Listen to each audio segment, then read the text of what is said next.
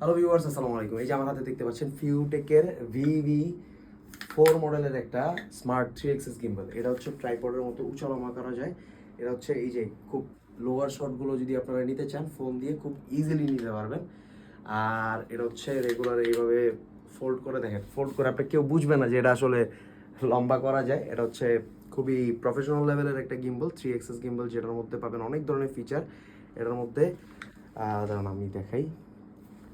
এই জায়গায় যে রোটেটিং হুইলটা দেওয়া আছে, এটা দিয়ে আপনারা জুম অ্যাডজাস্ট করতে পারবেন, এটা দিয়ে আপনারা ফোকাস অ্যাডজাস্ট করতে পারবেন। হ্যাঁ, এই জায়গা থেকে ফোকাস কিন্তু এটা অ্যাডজাস্ট করতে পারবেন।